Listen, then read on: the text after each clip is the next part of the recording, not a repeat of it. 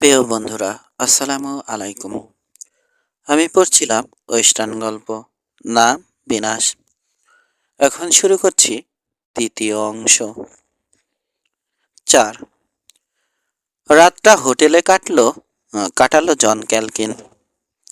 সকালে জ্যাক পার্কারের খুনের ঘটনায় আহত প্রহসনমূলক শুনানিতে যোগ দিল। জুরিদের রায়ে ঘোষণা করা হলো অজ্ঞাত এক বা একাধিক লোকের সঙ্গে গান ফাইটে মারা গেছে তরুণ পার্কার। রায়ে অন্য কেউ না হোক, মার্শালকে বেশ সন্তুষ্ট মনে হলো। কিন্তু কিছু কিছু মানুষ যে ক্ষুব্ধ হয়েছে তাও স্পষ্ট বোঝা গেল। ভিলেজারদের কেউ উপস্থিত ছিল না। শহরের এক বাসিন্দা জানালো জনকে। ব্যাপারটা তো দারুণ, মন্তব্য করল জন। এত দ্রুত বোধ হয় কোথাও বিচার হয়নি আজ পর্যন্ত। তোমাদের মার্শাল বেশ চালু ও করিতকর্মা লোক। ভিলেজাররা উপস্থিত না হয়েও ওর মস্ত উপকার করেছে। জুরিদের রায় যদি অন্যরকম হতো আর বেলেজাররা সামনে উপস্থিত থাকলে কাউকে গ্রেপ্তার করতে গেলে হয়তো হার্ট ফেল করতো মার্শাল। তখন অবশ্য বোঝা যেত হিম্মত কতটা ওর। বেলেজারদের ব্যাপারে কিছু জানো না তো, তাই এমন ভাবছো। ওকে শুধরে দিল শহরবাসী। ভেবেছে ওদের পায়ের তলায় মাটি নেই? ভুল। চাইলে ঠিকই উপস্থিত হতে পারতো ওরা, এবং তখন দেখতে কেমন চিজ। খারাপ তো বটেই, কাউকে পরোয়া করে না ওরা। ভয় কি জিনিস জানে না। দু চারটা ব্যাজওয়ালা ওরা পকেটে ভরে রাখে। মাস সকালে সমাহিত করা হলো জ্যাক পার্কারকে। শহর থেকে উত্তরে ৮ মাইল দূরে কবরস্থান। ঘাসে ভরা পাহাড়ি ঢালে বার্স ও কটনউডের ছায়ায় চিরদিনের জন্য শুইয়ে দেওয়া হলো তরুণকে। পাখির কলতান আর বাইবেল থেকে ডাক্তারের মুখস্থ গুটি কয়েক স্তবক আওড়ানোর শব্দ ছাড়া কিছুক্ষণের জন্য একেবারে নিশ্চুপ হয়ে থাকলো কবরস্থান। 2 মাইনার আন্ডারটেকারের দায়িত্ব পালন করছে। তরুণকে কবরে শুয়ে দেওয়ার পর মাটি ফেলতে শুরু করলো মাইনাররা। ভগ্ন হৃদয়ে তখনও দাঁড়িয়ে আছে বুড়ো পার্কার। হাতের হ্যাট এবার মাথায় চাপালো ফিউনেরালে আসা লোকজন। ধীরে ধীরে শহরের দিকে ফিরতে যাত্রা করলো। জন তখনও দাঁড়িয়ে লক্ষ্য করলো পার্কার ছাড়া অন্যরা বিদায় নিয়ে চলে গেছে। বুকে দুহাত বেঁধে মাথা নিচু করে অনড় দাঁড়িয়ে আছে বুড়ো মাইক পার্কার। নিষ্পলক তাকিয়ে আছে সদ্য ভরাট করা কবরের দিকে। কে জানে মনে কতটা ক্ষরণ চলছে তার। সান্ত্বনা পাবে এমন কিছু তাকে বলতে চাইল জন, কিন্তু কি বলবে ভেবে পাচ্ছে না। ছেলের অকাল মৃত্যুর সান্ত্বনা কি হয় কখনো? একমাত্র ছেলের সঙ্গে সঙ্গে বুড়োর সমস্ত আশা বা স্বপ্নেরও যে কবর হয়ে গেছে। অজ্ঞাতা ঘুরে দাঁড়িয়ে ধীর পায়ে উইন্ডির উদ্দেশ্যে পা বাড়ালো জন। কয়েক গজ এগিয়েছে, পিছন থেকে পার্কারের কণ্ঠ শুনতে পেল। স্ট্রেঞ্জার। গম্ভীর রুদ্ধস্বরে ডাকলো রাঞ্চার। আমি বোধহয় তোমাকে এখনো ধন্যবাদ জানাইনি। আমার ছেলের জন্য যা করেছ, পার্কারদের পক্ষ থেকে অসংখ্য ধন্যবাদ পাওনা হয়েছে। বাড়িয়ে দেয়া হাতটা ধরল জন। ধন্যবাদ দিতে হবে কেন? মৃদু স্বরে বলল। আমি তো এমন কিছু করিনি, কিন্তু সুযোগ পেলে করতে পারতাম। থেমে গেল ও। কি বলবে ভেবে পাচ্ছে না। তবে বুড়ো ঠিকই ওর মনের অবস্থা বুঝতে পেরেছে। আনমনে মাথা ঝাঁকালো। জীবন এমনই, বহু কষ্টকর জিনিস আমাদের মেনে নিতে হয়। আবেগ দমন করবার যথাসাধ্য চেষ্টা সত্ত্বেও অজান্তে কেঁপে গেল বুড়োর কণ্ঠ। কি জানো, ওই ছিল আমার জীবনের সবচেয়ে বড় সম্পদ। জ্যাকের যখন দুই চলছে তখন ওর মাকে হারিয়েছি। তারপর তো ওরাই আমার সব কিছু। এখন কেবল এমই রইল।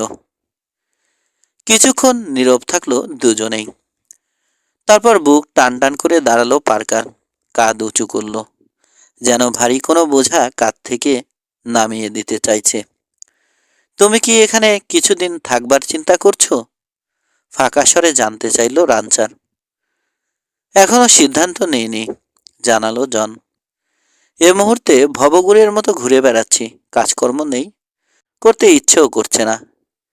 টেক্সাস আর নিউ মেক্সিকোর উপর বৃষ্টিশা ধরে গিয়েছিল, ভেবেছি অ্যারিজোনা ঘুরে আসি। শুনেছি এখানে নাকি সোনাও পাওয়া যাচ্ছে। চট করে একবার জনকে আপদমস্তক দেখে নিল বুড়ো। হ্যাঁ, পাওয়া যায়, যদি ঠিক জায়গায় খুঁজতে পারে কেউ। পাশাপাশি হেঁটে শহরের দিকে এগোলো ওরা। নিজের ভাবনায় ব্যস্ত বুড়ো অন্যমনস্কভাবে হাঁটছে। কিছু বলে তার চিন্তায় ব্যাঘাত ঘটাতে গেল না জন। প্রবল শোক সামলে নিচ্ছে লোকটা। বুড়ো বাবার জন্যে পিঠে তরুণ ছেলের লাশ বোধ হয় পৃথিবীর সবচেয়ে ভারী বোঝা। শহরের কিনারে পৌঁছেছে। এ সময় হন্তদন্ত হয়ে ওদের দিকে এগিয়ে এলো এক তরুণ, লুস বেলেজার। চট করে বুড়োর মুখের দিকে তাকালো জন, কিন্তু বিস্ময়ের সঙ্গে রানচারের মুখে পাথুরের নির্লিপ্ততা দেখতে পেল। সামান্য বিকারও নেই, মুখ টান টান, দুই চোখে নিস্পৃহ চাহনি। সরাসরি ওদের সামনে এসে থামল তরুণ ব্লেজার। তার মধ্যে সামান্য দ্বিধা বা জড়তাও নেই। মাত্রই শহরে এসেছি আমি, দ্রুত বলল সে। কণ্ঠে আন্তরিকতার ঘাটতি নেই। শুনলাম ঘটনাটা, আমি সত্যি দুঃখিত। তরুণের দিকে তাকালো রানচার। চাউনিতে বরফ শীতলতা। আড়ষ্ট হয়ে গেছে ঠোঁট। খুন করে স্বজনের কাছে দুঃখ প্রকাশ করা বোধ হয় দুনিয়ার সবচেয়ে নিষ্ঠুর রসিকতা। কর্কশরে বলল সে। হতভম্ব দেখালো বেলেজারকে। মুখ হা হয়ে গেছে। তারপর বুড়ো রানচারের কথার তাৎপর্য বুঝতে পারল সে। মুখ লালচে হয়ে গেল লুসের। বলতে চাইছো আমি খুন করেছি তোমার ছেলেকে? বিস্মিত স্বরে জানতে চাইল সে। নিশ্চয়, একগুঁয়ে কণ্ঠে জবাব দিল মাইক পার্কার। ইকো ভ্যালিতে পাওয়া গেছে জ্যাকের লাশ। পিঠে একটা .38 ঢুকে গেছে। খুনে ধূসর রঙের ঘোড়ার পিঠে ছিল। তো নিজের সঙ্গে মিলিয়ে দেখো। ঘোড়ার রাইফেলের গুলি মিলে যায়, এবং ঘটনার কিছুক্ষণ আগে তোমাকে ইকো ভ্যালির দিকে যেতে দেখা গেছে। তুমি যদি বেলেজার না হতে, কিংবা এই শহরের মার্শাল যদি সত্যিকারে দস্তার ব্যাজের যোগ্য হতো, এতক্ষণে ঠিক গড়াতে থাকতে। ডাহা মিথ্যে কথা, তপ্ত স্বরে প্রতিবাদ করল তরুণ। জ্যাক পার্কারের প্রতি কোনো বিদ্বেষ ছিল না আমার, বরং সত্যি কথা হচ্ছে। ক্ষণিকের জন্য ইতস্তত করল সে, তারপর বিস্ফোরিত হলো। অসম্ভব। পরিস্থিতি অন্যরকম হলে জ্যাক আর আমি বেশ অন্তরঙ্গ বন্ধুই হতে পারতাম। আমি তোমাকে নিশ্চয়তা দিচ্ছি মিস্টার পার্কার, জ্যাকের মৃত্যুর পিছনে আমার কোনো হাত নেই। তীক্ষ্ণ দৃষ্টিতে তরুণকে দেখছে জন। ওর মনে হয়েছে মিথ্যে বলছে না সে, কিন্তু রানচারকে বরাবরের মতোই নির্বিকার দেখা যাচ্ছে। লুসের কথা বিশ্বাস করেনি। তুমি যে নিজেকে নির্দোষ দাবি করবে, এটাই তো স্বাভাবিক, ভৎসনার সুরে বলল রানচার। যাকগে, কোনো কোন বেলেদারের কথায় ভরসা রাখতে রাজি নই আমি। বেদনার্ত ও ক্ষুব্ধ দৃষ্টিতে লুসকে দেখছে বুড়ো। রক্ত মাংসের এক তরুণ, ওই একই বয়সী। গতকালও এর মতোই হাসি খুশি ও উচ্ছল ছিল জ্যাক। জীবনের আনন্দে সবাইকে ভাসিয়েছে। অথচ আজ নেই সে। অর্থহীন হয়ে গেছে জাগতিক সব প্রলোভন বা মায়া। উন্মাত্ত রাগ অনুভব করল রানচার।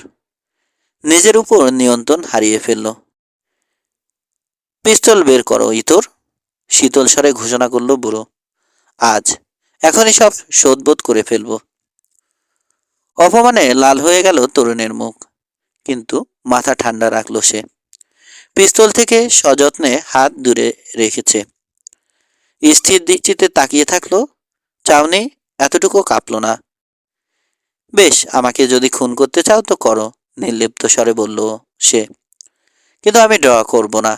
তোমার সঙ্গে ডুয়েল লড়বার মতো কোনো কারণ ঘটেনি। প্রবল তাচ্ছিল্যে বেঁকে গেল বুড়োর ঠোঁটের কোণ। একটা কারণ তাহলে লাগে তোমার? তীর্যক হাসল পার্কার। আসলে তুমি কাপুরুষ, সেটা বলছো না কেন? তোমার জ্ঞাতি গোষ্ঠীও তাই। বুক চিতিয়ে কারো সামনে দাঁড়ানোর হিম্মত নেই, কিন্তু মৌকা পেলে পিঠে গুলি করতে পিছু পা হও না। যাকগে, এবারের মতো পার পেয়ে গেলে। কিন্তু একটা কথা মাথায় ঢুকিয়ে নাও, ছেলের খুনিকে খুঁজে বের করব আমি। তাতে যদি দুনিয়া উল্টে ফেলতেও হয় তাই করব। আর যখন তাকে খুঁজে পাবো সেদিনই দুনিয়ায় ওর শেষ দিন হবে। আমি তোমাকে সাহায্য করব, প্রতিশ্রুতি দিল লুস। জ্বলন্ত চোখে তার দিকে তাকিয়ে থাকলো পার্কার। এখানে থাকা আর সমীচীন মনে করল না লুস। দুঃখ প্রকাশ করতে এসেছিল, তা যেহেতু সারা হয়ে গেছে তাই চলে যাওয়াই মঙ্গল। কথা বাড়াতে গেলে বরং ধৈর্যচ্যুতি ঘটবে রানচারের। এ মুহূর্তে ক্ষেপে আছে সে। আর কোনো কথা না বলে সরে গেল লুস। তরুণ বেলেজার চলে যাওয়ার পর ফোঁস করে নিঃশ্বাস ছাড়ল পার্কার। কি বুঝলে ওকে দেখে? পাশ ফিরে জনের উদ্দেশ্যে জানতে চাইল সে। মনে হয় না খুনটা ও করেছে। বেলেজারদের চেনো না তো?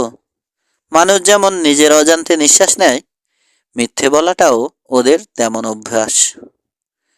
নিজস্ব অভিজ্ঞতা থেকে আমরা মানুষের ধাত চিনতে শিখি, তর্ক করল জন। অন্য বেলেজারদের ব্যাপারে কিছু বলতে পারবো না, কিন্তু লুসকে খুনি মনে হচ্ছে না আমার। নিজের অভিজ্ঞতাকে ওর পক্ষে বাজি ধরছ? অনেকটা তাই। হয়তো লুস খুনি নয়, কিন্তু বেলেজারদের অন্য কেউ নিশ্চয়। শান্ত হয়ে এসেছে বুড়ো। যাকগে, হারামিটা আচমকা উপস্থিত হওয়ার আগে তোমাকে একটা কথা বলতে চাইছিলাম। এখানে থাকা বা চলে যাওয়ার ব্যাপারে কোনো সিদ্ধান্ত নেওয়ার আগে দয়া করে আমাকে জানাবে। বেশ। পরদিন সকালে সিপিতে যাবে। জনের কাছ থেকে সম্মতি আদায় করে বিদায় নিল মাইক পার্কার। দুপুর হয়ে গেছে। রাস্তা ধরে এদিক ওদিক চাইল জন। রেস্তোরাঁ খুঁজছে। অযথা ঘোরাঘুরি না করে বরং পেটের চাহিদা মিটিয়ে নেওয়া দরকার। তবে শরীর না খাটালেও মনটা সারাক্ষণই ব্যস্ত রয়েছে। গত দুদিনের ঘটনা বিশ্লেষণ করছে। পার্কারকে পছন্দ করে ফেলেছে। সাচ্চা মানুষ সে, যে অবিচল দীর্ঘতা ও মানসিক ধৈর্যের সঙ্গে চরম দুর্ভাগ্যকে মোকাবেলা করছে, সমীহ না করে পারা যায় না। লুস বেলেজারের ব্যাপারে অবশ্য স্থির সিদ্ধান্তে পৌঁছাতে পারেনি ও, বরং তরুণের ব্যাপারে প্রবল কৌতূহল বোধ করছে। প্রথম দেখা থেকে লুসের প্রতি আকৃষ্ট হয়েছে। কোনোভাবে তাকে জ্যাক পার্কারের খুনি হিসাবে মেলাতে পারছে না। ব্যক্তিগতভাবে মাইক পার্কারের প্রতি দুঃখ প্রকাশ লুসের সৎসাহস, সৌজন্য ও প্রখর বিবেচনাবোধের পরিচয় দেয়। একই লোক পিছন থেকে পার্কারের ছেলেকে খুন করবে, এটা মোটেই মেলানো যায় না। তাছাড়া পার্কারের চ্যালেঞ্জও গ্রহণ করেনি লুস। ভয় পায়নি সে। জন একরকম নিশ্চিত, বরং ক্ষণিকের আবেগ কিংবা হুজুগের বশে আরও একটা ভুল করেনি। শোডাউন হলে হয়তো যে কোনো একজন খুন হয়ে যেত। এতে বিরোধ নিষ্পত্তি দূরে থাক, বরং দুই পরিবারের মধ্যে শত্রুতা আরো বেড়ে যেত নির্ঘাত। বেলেজারদের সবাই কি লুসের মতোই? বয়স কম হলেও যথেষ্ট মানসিক পরিপক্কতার স্বাক্ষর রাখতে সমর্থ হয়েছে লুস। লাগাতার সুস্থ পরিবেশে না থাকলে কারো মধ্যে এমন মানবিক বিকাশ ঘটে না। সেক্ষেত্রে জনের সন্দেহ, বেলেজারদের নিয়ে যত বদনাম বা অভিযোগ রয়েছে তার কিছু কিছু হয়তো গুজব বা মিথ্যে হতে পারে। হন্তদন্ত হয়ে ল অফিসে ঢুকলো লুস বেলেজার। রোল টপ ডেস্কের পিছনে আরামদায়ক চেয়ারে আয়েশ করে বসেছিল মার্শাল জেরেমি সিস্টো। শরীরের অর্ধেকটা চেয়ারে এলিয়ে দিয়েছে সে। সবুজ পা তুলে দিয়েছে ডেস্কের উপর। তরুণ ব্লেজারের ক্ষিপ্ত মুখ দেখে ভিতরে ভিতরে একচোট হেসে নিল। হ্যালো লুস, কে আবার তোমার পা মারিয়ে দিল? পার্কারের সঙ্গে এইমাত্র দেখা হলো, ক্ষুব্ধ স্বরে বলল লুস। জ্যাককে খুনের অভিযোগ করলো আমার বিরুদ্ধে। মার্শালের হাসি চওড়া হলো। তুমি কি সেটা করনি?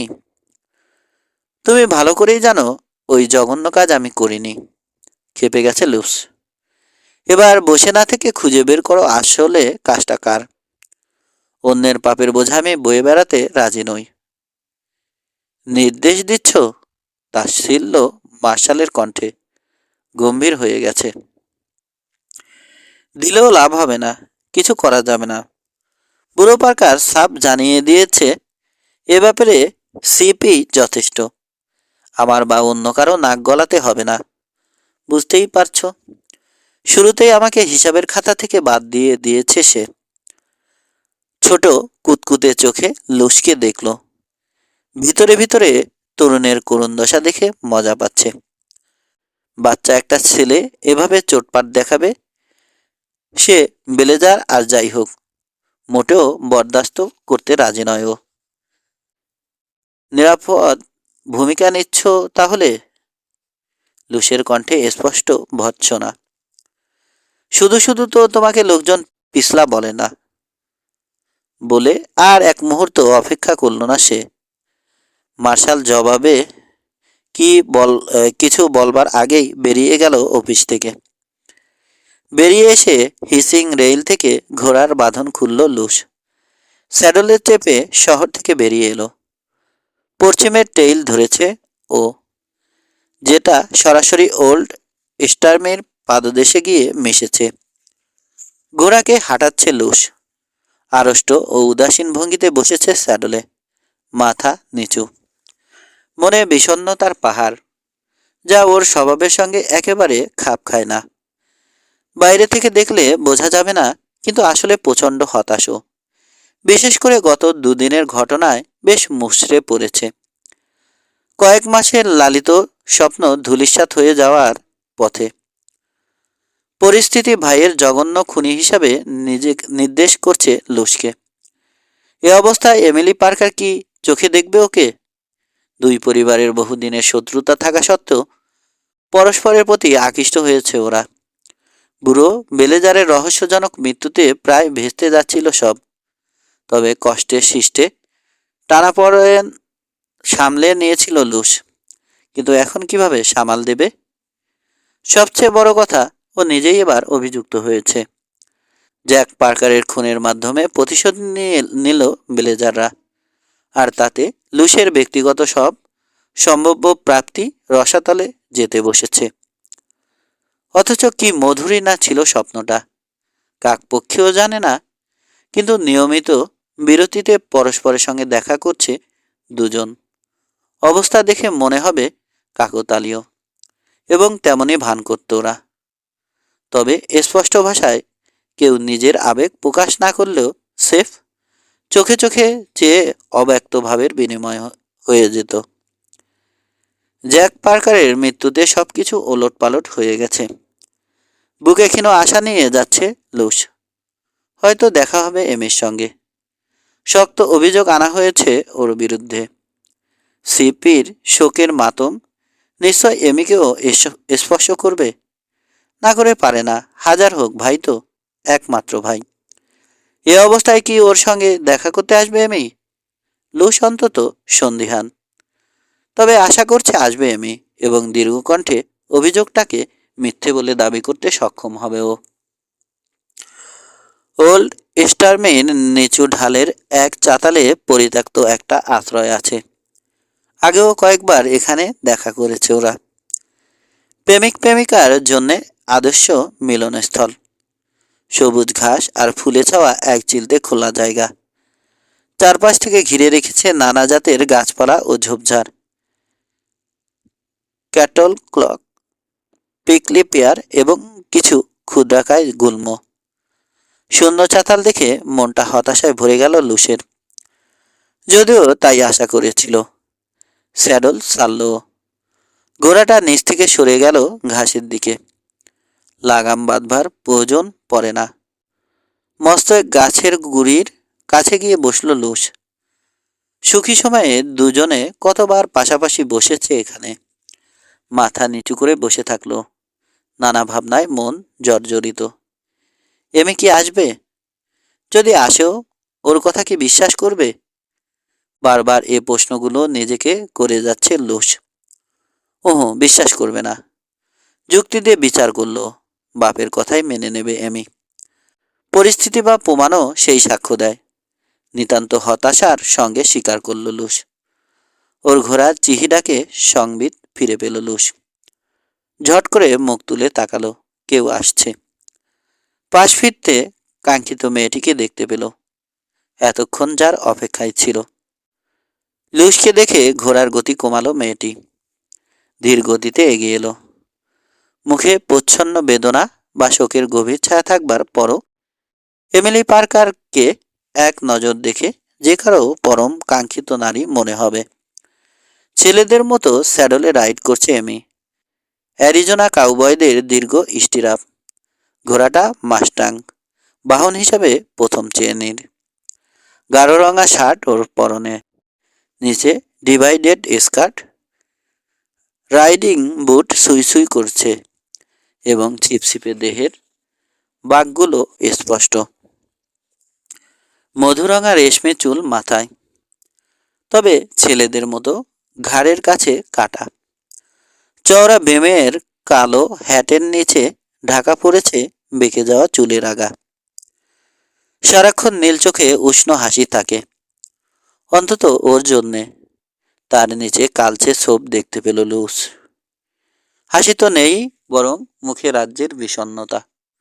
মনে মনে কিস্তি আওড়ালো লুস। গত কয়েক মাসের মধ্যে এই প্রথম অস্বাভাবিক চেহারায় দেখছে এমিকে। হ্যাট হাতে উঠে দাঁড়ালো। তোমাকে দেখতে খুব ইচ্ছে করছিল, মৃদুস্বরে বলল লুস। কিন্তু আমার ইচ্ছে করেনি, রুদ্ধস্বরে বলল এমি। বোঝা যায় নিজের আবেগ নিয়ন্ত্রণ করছে। তবু বেরিয়ে এসেছি।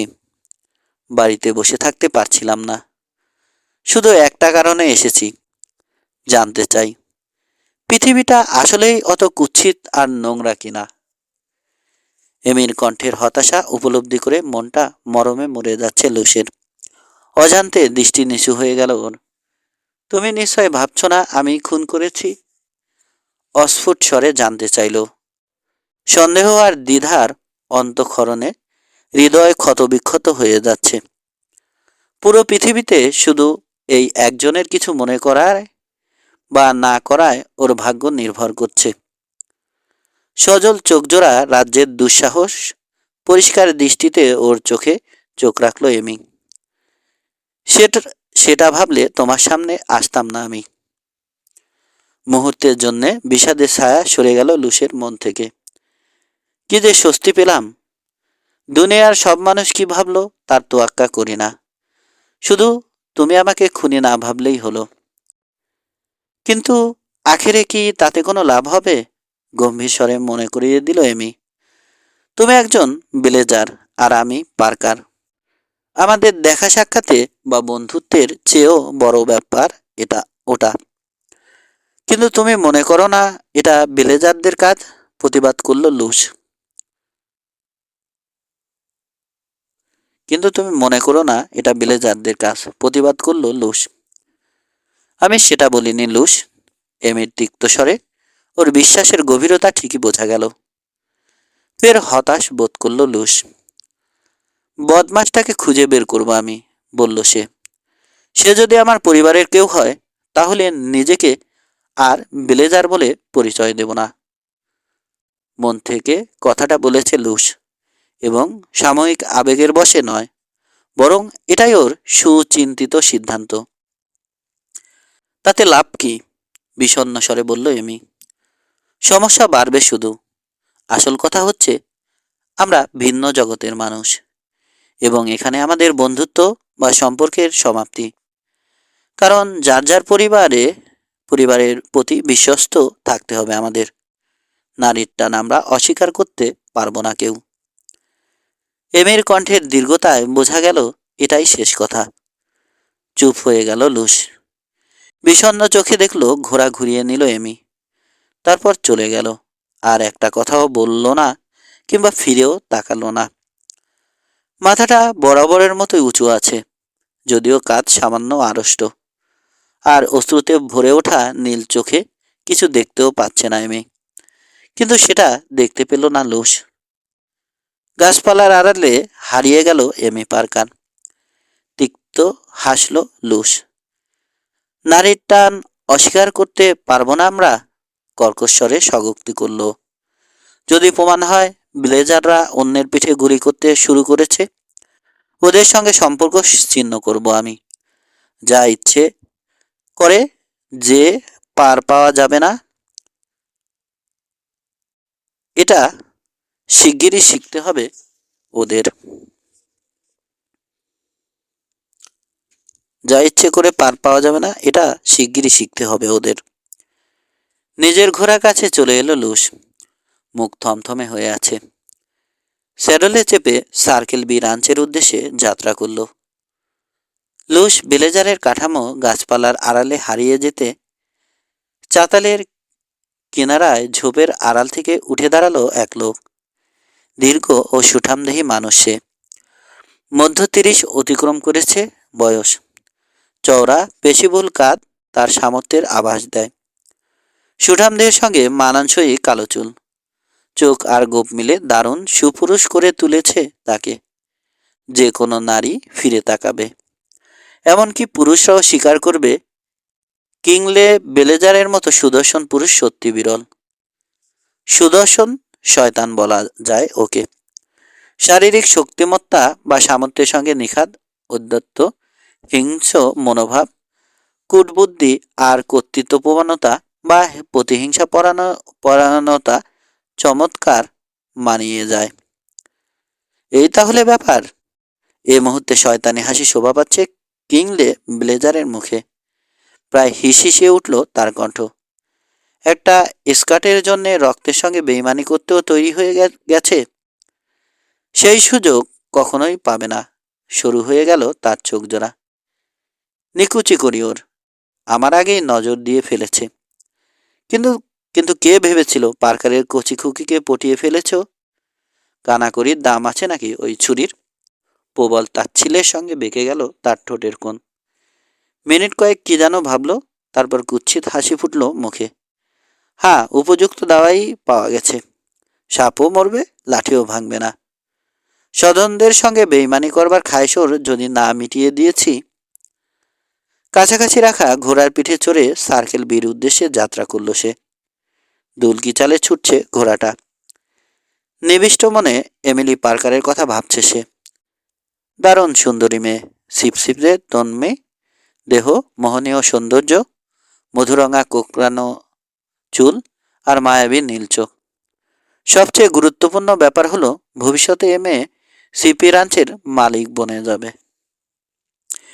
এ ব্যাপারটা এমি পার্কারের নিটোল ও অপরিসীম সৌন্দর্যের চেয়েও বেশি তাৎপর্যপূর্ণ, অন্তত কিং বেলেজারের কাছে। সন্ধ্যাটা দ্য লাকি চান্স এ কাটালো জন ক্যালকিন। শহরের সবচেয়ে বড় সেলুন ওটা। বোর্ডের মেঝে ছড়িয়ে ছিটিয়ে বিছানো হয়েছে টেবিল, চেয়ার, সুইং ডোরের উল্টো দিকে দীর্ঘ বার। ছাদ থেকে ঝুলন্ত প্রকাণ্ড আকৃতির 3টা কেরোসিনের লণ্ঠন আলো বিতরণ করছে। ছোট ছোট চটকাদার কয়েকটা বাতি আছে বটে, আলো বিতরণ নয়, বরং সৌন্দর্য বর্ধনের উদ্দেশ্যে 4 দেয়ালে লাগানো হয়েছে ওগুলো। সুইং দরজার ঠিক উল্টো দিকে ঘরের উচ্চতার সমান দীর্ঘ আয়না লাগানো দেয়ালের সঙ্গে।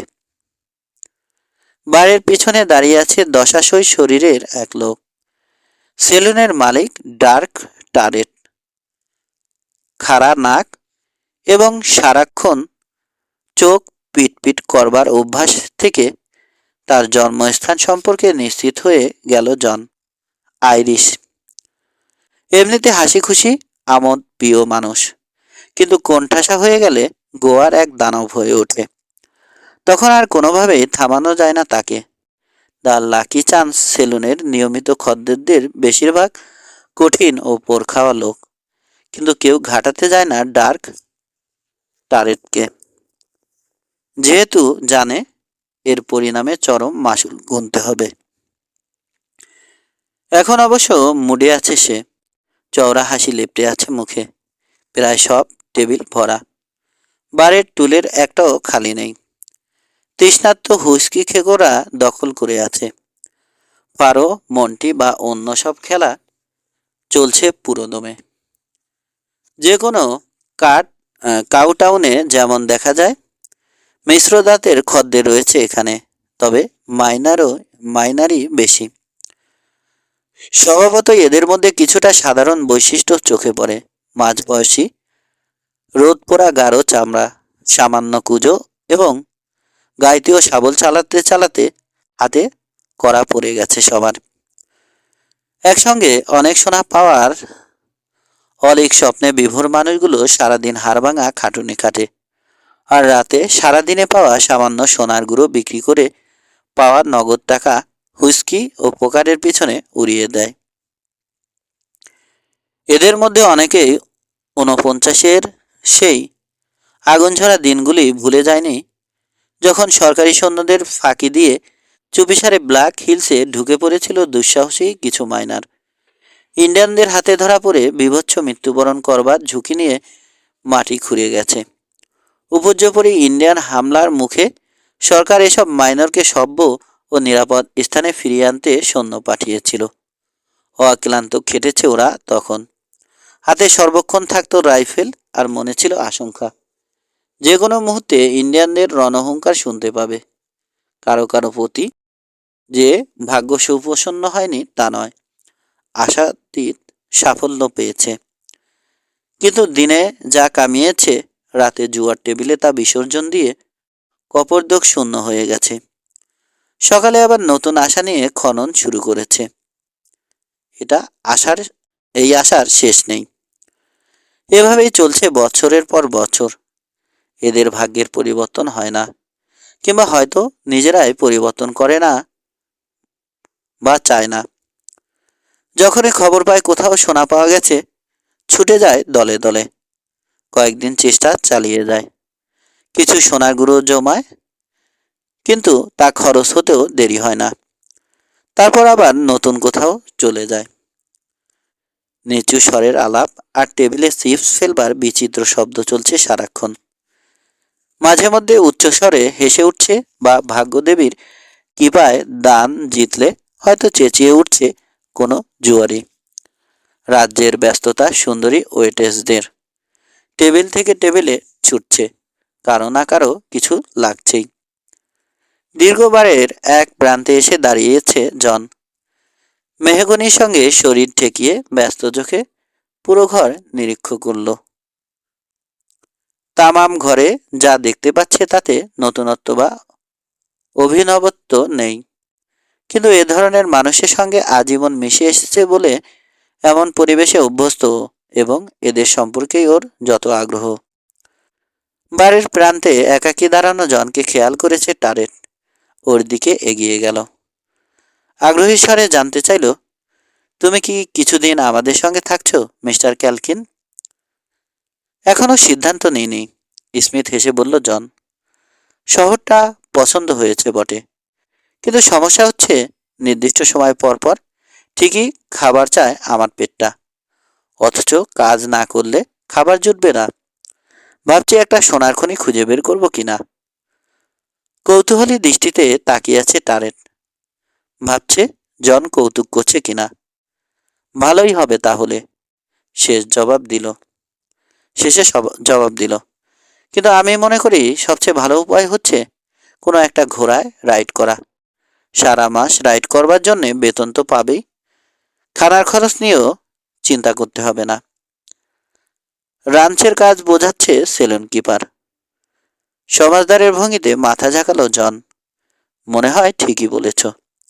সত্যি বলতে কি, এরই মধ্যে ঠিক করে রেখেছি সকালে মিস্টার পার্কারের সঙ্গে দেখা করব।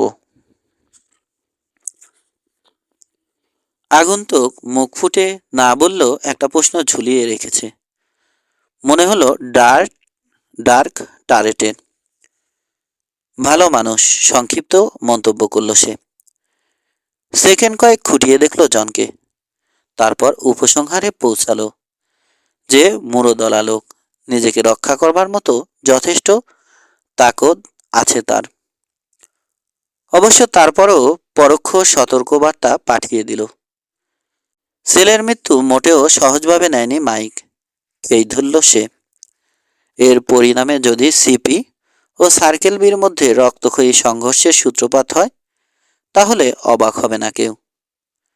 সহজ থাকো, 2 বেলেজার দেখছি হাজির হয়ে গেছে।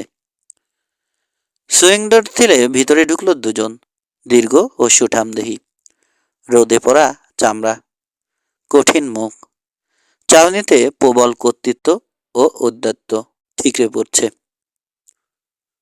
একজন অন্যজনের চেয়ে কয়েক বছরের বড় বা আকারের দৈত্যাকার হলেও চেহারার সাজুজ্য লক্ষণীয়, বোঝা যায় রক্তের সম্পর্ক রয়েছে। বাড়ির কিপের মধ্যে অস্বস্তি লক্ষ্য করল জন। কাল ও সেন ব্লেজার, নিচু স্বরে বলল টারেট, মানিক জোর বলা চলে।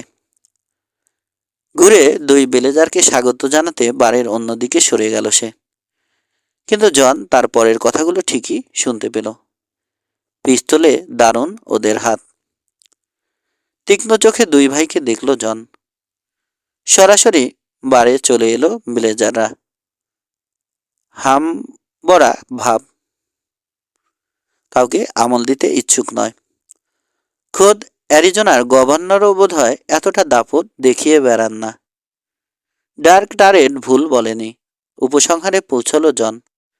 ভারী .45 কোল্ট বহন করছে 2 ভাই, জাত গানফাইটারদের ধরনে উরুতে নিচু করে বাঁধা হোলেস্টার। হাসছে বটে, কিন্তু হাসির চোখ স্পর্শ করছে না, বরং সেখানে সাপের মতো শীতল চাহনি। ডার্ক টারেটকে শুভেচ্ছা জানালো এমন সুরে যেন মনে হলো ধমকে উঠেছে। তারপর জানতে চাইল মার্শাল কোথায়। তখনই সেলুনে ঢুকলো জেরেমি সিস্টো।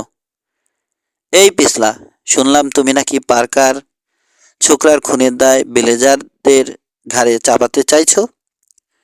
খেকে উঠে জানতে চাইল দত্তাকার কাল বেলেজার। 2 ভাইয়ের মধ্যে বড়, কণ্ঠে অস্পষ্ট হুমকি। ডাহা মেছে কথা শুনেছ, জবাব দিল মার্শাল। কয়েকটা সূত্র অবশ্য লুসকে নির্দেশ করে, কিন্তু সাফ অস্বীকার করেছে ও। বলেছে এ ব্যাপারে কোনো হাত নেই ওর। তুমি কি মনে করেছ কাজটা করে থাকলেও স্বীকার করবে? তাচ্ছিল্যের সুরে বলল অন্যজন। আর যদি করেও থাকে, আমার তো মনে হয় কাজটা মন্দ করেনি, যদিও তাতে লেনদেন সম্পন্ন হয়নি এখনো। যাকগে, এ ব্যাপারে কি করবে ভাবছ? জিজ্ঞাসু দৃষ্টিতে পুরো ঘরে দৃষ্টি চালালো সে, যেন আশা করছে কেউ তার কথার প্রতিবাদ করবে। মার্শাল জানে চ্যালেঞ্জটা আসলে তার উদ্দেশ্যে করা, কিন্তু ভান করল যেন বুঝতে পারেনি। 2 কাঁধ উচালো অগ্রাহ্য করবার ভঙ্গিতে। আমার আসলে কিছু করবারও নেই। লুসকে যেমন বলেছি, পার্কার ঘোষণা দিয়েছে এ ব্যাপারটা সিপি সামাল দেবে। এজন্যে সে আর তার লোকজনই যথেষ্ট। তাই নাকি? গর্জে উঠল কাল। তাহলে লড়াই চায় সে? ঠিক আছে, আমাদেরও আপত্তি নেই। হেসে উঠল ছোট ভাই। ঠিক বলেছ। মার্শাল হিসাবে একটা কিছু না করলে চলে না।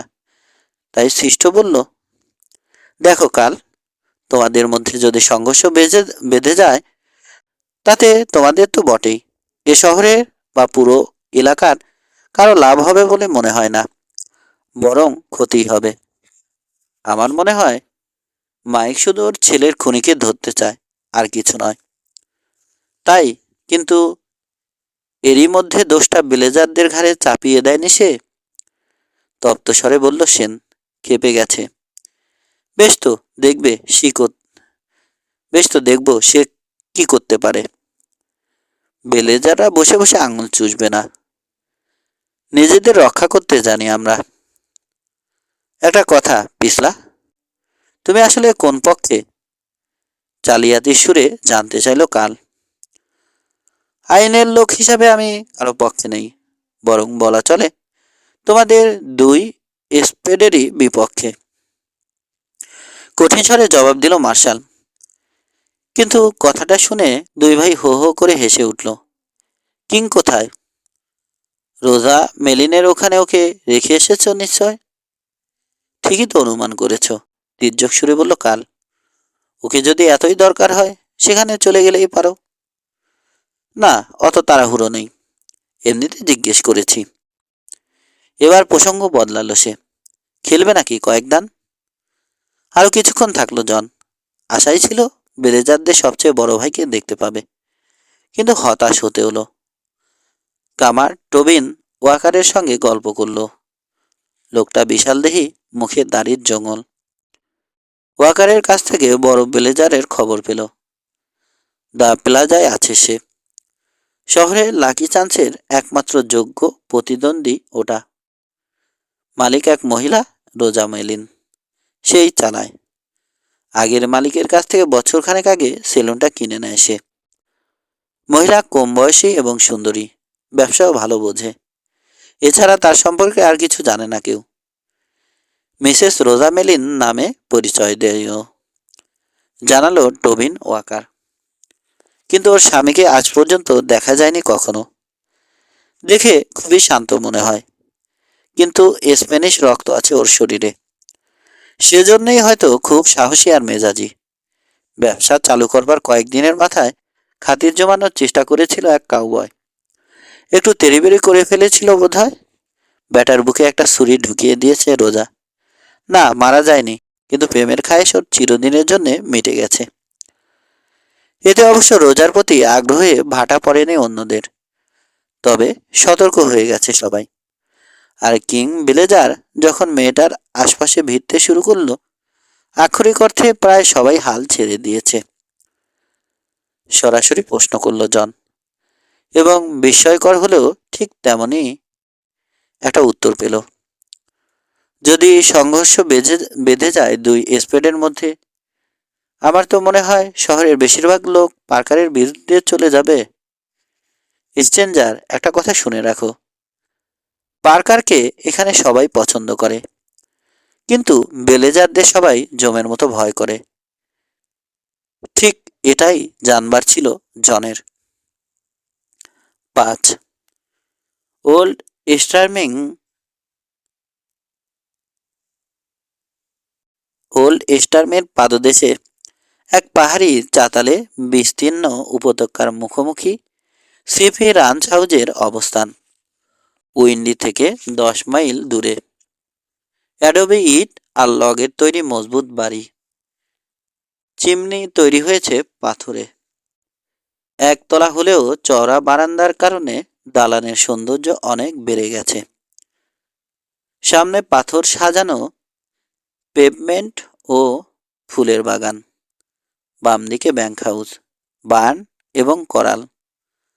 প্রকাণ্ড কয়েকটা কটন উড সারাক্ষণ ছায়া বিলিয়ে যাচ্ছে। পিছনে পাহাড়ি ঢাল উঠে গেছে ওল্ড স্টার্মের কাঁধ পর্যন্ত। পুরো ঢাল ঘন বনানীতে পরিপূর্ণ। তাই সবুজের পটভূমিতে রাঞ্চ হাউসটাকে দূর থেকে অপূর্ব লাগে দেখতে। রাঞ্চের মালিককে বারান্দায় বসা পেল জন ক্যালকিন। সুপ্রভাত, আন্তরিক সম্ভাষণ জানালো পার্কার। একটা চেয়ার টেনে এগিয়ে দিল। চমৎকার তোমার ঘোড়াটা। হ্যাঁ, অপেক্ষায় থাকলো জন। মনস্থির করছে। মনস্থির করেছ? প্রশ্নটা এলো কফি খাওয়ার সময়। এক মেয়ে টেটে কফি পট আর দুটো মগ দিয়ে গেছে। না, নীরবতা নেমে এলো। পার্কার বোধ হয় ওকে মাপছে, অনুমান করলো জন। বুঝতে চাইছে ওর দৌড় বা সামর্থ্য কতটা, এবং একই সঙ্গে নিজস্ব কোনো সমস্যা নিয়ে ভাবছে। মিনিটখানেক পর সিধে হয়ে বসল সে, যেন সিদ্ধান্তে পৌঁছেছে। জ্যাক আমার ফোরম্যান ছিল, ধীর কণ্ঠে বলল রাঞ্চার। ওর কাজটা পছন্দ হবে তোমার? সবিস্ময়ে পার্কারের দিকে তাকিয়ে থাকলো জন। রানসে রাইড করবার প্রস্তাব আশা করেছে ও, কিন্তু ভাবেনি বড় দায়িত্ব দেয়া হবে। তোমার আউটফিটে নিশ্চয় অচেনা লোকের কাছ থেকে নির্দেশ নেবে না কেউ? এ নিয়ে তোমাকে দুশ্চিন্তা করতে হবে না, হেসে বলল বুড়ো রানচার। আমার উপর ছেলেদের আস্থা আছে এবং ওরা সবাই খুব ভালো। এদের যে কেউ রান্স চালাতে সক্ষম, কিন্তু বেলেজারদের সঙ্গে লাগতে গেলে আগাম টেক্কা দেওয়া মোটেই সহজ কাজ নয়। আমি তোমার পক্ষে বাজি ধরছি, মনে করছি তুমি পারবে, অবশ্য যদি ঝুঁকি নিতে রাজি থাকো। শক্ত হয়ে গেল জনের চোয়াল। একটা ব্যাপার তোমার জানা দরকার। গতকাল রাতে লাকি চান্সের ঘটনা খুলে বলল। নীরবে শুনে গেল রানচার, শেষে মাথা ঝাঁকালো। তুমি যে মহা ফ্যাসাদে পড়ে যাবে তাতে কোনো সন্দেহ নেই, স্বীকার করল সে। বুঝতে পারছি না তোমাকে প্রস্তাব দেয়া ন্যায্য হয়েছে কিনা, কারণ বেলেজাররা শত্রু হিসেবে খুবই কঠিন। বছরখানেক হলো চৌহদ্দিতে ব্যাংক লুট, স্টেজ ডাকাতি, গরু চুরি বা এ ধরনের অপরাধ সমানে হচ্ছে। চারদিকে 100 মাইলের মধ্যে ঘটছে এসব ঘটনা, এবং ব্যাটল বাটের সেই গ্যাংকে সন্দেহ করে সবাই। কঠিন লোক এরা, আদপে গরু সম্পর্কে তেমন জানে না, কিন্তু অস্ত্র চালাতে ওস্তাদ। গান ফাইটারই বেশি। সবচেয়ে বড় কথা, রান চালাতে যতজন লোক থাকা উচিত ওদের কাউহ্যান্ডের সংখ্যা এর দ্বিগুণ। এলাকা আর বেলেজারদের ব্যাপারে বিস্তারিত জানিয়ে গভর্নর জোন্সকে একটা চিঠি লিখেছিলাম। জানি তিনি খুব ব্যস্ত মানুষ, তাই আমার চিঠির কোনো উত্তর দিতে পারেননি। কি জানো, ছেলেবেলায় অন্তরঙ্গ বন্ধু ছিলাম আমরা। গভর্নর আমাকে পাঠিয়েছেন, মৃদুস্বরে বলল জন। তারপর জুনিপারে গভর্নরের সঙ্গে দেখা হওয়ার কথা বলল। বিস্ময়ে হতবাক হয়ে গেল রানচার। শেষে দুহাতে জনের হাত চেপে ধরল। গভর্নর তোমাকে পাঠিয়েছেন? ভরসা পেলাম মিস্টার ক্যালকিন। এখন আর মোটেই একা মনে হচ্ছে না নিজেকে। বেলেজারদের বিরুদ্ধে লড়ে মরতেও ভয় নেই আমার। ব্যাপারটা আপাতত গোপন থাকুক।